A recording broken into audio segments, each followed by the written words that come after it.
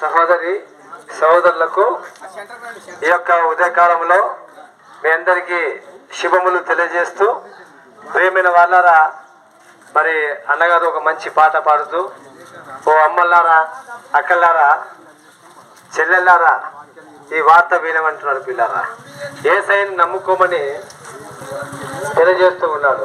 యేసయ్యను నమ్ముకోమని చెబుతున్నాడు. పిల్లారా, యేసయ్యను ఎందుకు నమ్ముకోవాలి అనేటువంటి మరి మాటలు మనం చూస్తే, మరి 1 యోహాను 5వ అధ్యాయంలో పిల్లరా ఈ విధంగా రాయబడ్డ 9వ వచనం, మనము మనుషుల సాక్ష్యము అంగీకరించుచున్నాము కదా, దేవుని సాక్ష్యము మరి బలమైనది. దేవుని సాక్ష్యము ఆయన తన కుమారుని గురించి ఇచ్చినదే. దేవుని కుమారుని యందు విశ్వాసం వచ్చేవాడు తనలోనే ఈ సాక్ష్యం కలిగి ఉన్నాడు. దేవుని నమ్మవాడు ఆయన తన కుమారుని గురించి ఇచ్చిన సాక్ష్యమును నమ్మలేదు కనుక అతను దేవుని అబద్ధికునిగా చేసిన వాడే. ఈ సాక్ష్యం ఏదనక దేవుడు మనకు నిత్య జీవమును దయచేశాను. ఈ జీవము ఆయన కుమారుని యందు ఉన్నది. దేవుని కుమారుని అంగీకరించేవాడు జీవం గలవాడు, దేవుని కుమారుని అంగీకరింపనివాడు జీవము లేనివాడని ప్రియమైన వాళ్ళరా దేవుని వాక్యం సెలవిస్తుంది. నిజమే ప్రియమైన వాళ్ళరా, యేసుక్రీస్తుని ఇందుకోసమే నమ్ముకోవాలి. ఏమంటే యేసుక్రీస్తుని నమ్ముకున్న వాడికి జీవం ఉందని, యేసుక్రీస్తుని నమ్మని వాడికి జీవము లేదని దేవుని వాక్యం సెలవిస్తుంది. కాబట్టి ప్రియమైన వాళ్ళారా, ఈ భూమి మీద మనం నివసించినంత కాలము ఈ లోకంలో మనిషి ఒక 70 సంవత్సరాల కంటే ఎక్కువగా, 80 సంవత్సరాల కంటే ఎక్కువగా జీవించలేడు. అయితే మనిషి పరలోకములో నిత్యము జీవించడానికి ఒక అవకాశం ఉంది అని దేవుని వాక్యం సెలవిస్తుంది. పరలోకములో నిత్యము జీవం అంటే ప్రియమైన వాళ్ళారా 100 సంవత్సరాలు కాదు, 1000 సంవత్సరాలు కాదు, 2000 సంవత్సరాలు కాదు, యుగ యుగాలు ఆ దేవుని దగ్గర మీరు నివసించడానికి ఒక అవకాశం ఉంది. ప్రియమైన వాళ్ళారా, ఈ భూమి మీద నివసించడానికి మనం ఎన్నో పాటలు పడుతున్నాము, ఎన్నో అవస్థలు పడుతున్నాం. పిల్లరా, ఏంటంటే ఒకసారి మనం ఈ భూమి మీద చూసినప్పుడు మనుషులందరినీ మరి ఈ లోకములో అంగహీనులను చూస్తుంటాము, కుంటివారిని చూస్తుంటాము, గుడ్డివారిని చూస్తుంటాము. ఈ విధంగా రకరకాలుగా దేహంలో అవిటితనాన్ని మనం చూస్తూ ఉంటాం. పిల్లరా, అదే విధంగా చక్కని దేహం కలిగిన వారిని కూడా మనం చూస్తుంటాము. అయితే ప్రియమైన వాళ్ళరా, దేవుని యొక్క రాజ్యంలో అంగహీనులు, వృద్ధులు, పిల్లలు ఇలాంటివి ఏమీ ఉండవు. పిల్లరా, ఆత్మ మూలంగా జీవిస్తారని దేవుని వాక్యం సెలవిస్తుంది. అంటే పిల్లరా, ఈ భూమి మీద అయితే మనిషికి బాల్యము, యవనము, నడిప్రాయము, ముసలితనం ఖచ్చితంగా ఏ మనిషికైనా, ఏ జీవరాశికైనా ముసలితనం తప్పదు. పిల్లరా, ఈ విధంగా మనిషి ముసలితనం వచ్చిన తర్వాత చనిపోవాల్సిందే.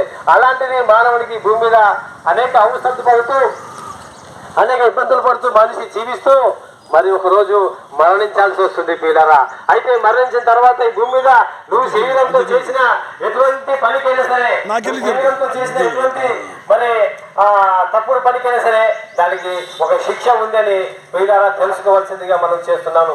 ఈ భూమి మీద నివసించిన ప్రతి మనిషి పాపి అని దేవుని దివ్య గ్రంథం బైబిల్ సెలవిస్తుంది.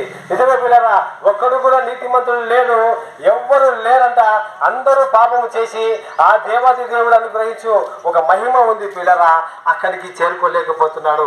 ఆ మహిమ ఏంటంటే దేవుడు తన కుమారుని యందు దాచి ఉంచినటువంటి జీవము, నిత్య జీవము.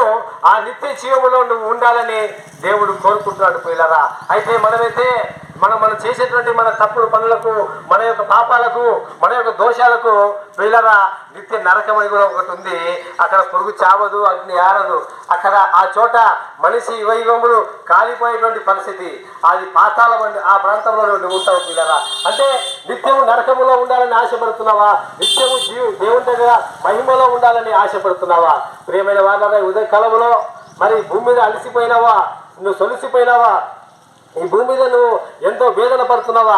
నువ్వు ఏ ఇబ్బందుల్లో ఉన్నా, ఏ పరిస్థితుల్లో ఉన్నా యేసుక్రీస్తుని ఒక్కసారి నువ్వు నమ్ముకునేదలా నీకు నీ దేహం ఇచ్చి వెళ్ళిన తర్వాత యుగములు నీ ఆత్మదేహముతో ఆ దేవుని దివ్యరాజ్యంలో ఉంటావు. ప్రియులారా, ఒకవేళ నువ్వు ఈ భూమి మీద యేసుక్రీస్తుని నువ్వు తెలుసుకోలేదంటే, ఎందుకంటే దేవుడు ఇచ్చిన సాక్ష్యము తన కుమారుని గురించి, దేవుడు తన కుమారుని గురించి ఇచ్చిన సాక్ష్యము ఏంటంటే ఆయన కుమారుని యందు జీవం ఉంది, నిత్య జీవం ఉంది.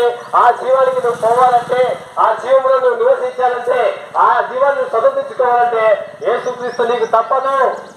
నీ జీవితంలో యేసుక్రీస్తు నీకు చాలా అవసరమై ఉన్నాడు. పిల్లరా, ఆ యేసుక్రీస్తు నీ కోసమే లోక లోకానికి వచ్చాడని, నీ కోసము నా కోసము మనందరి కోసము తన ప్రాణం ఇచ్చాడని, తన అమూల్యమైన రక్తమును ఈ భూమి మీద చిందించాడని ఈ ఉదయ కాలంలో మీకు తెలియజేస్తూ ఉన్నాను పిల్లరా.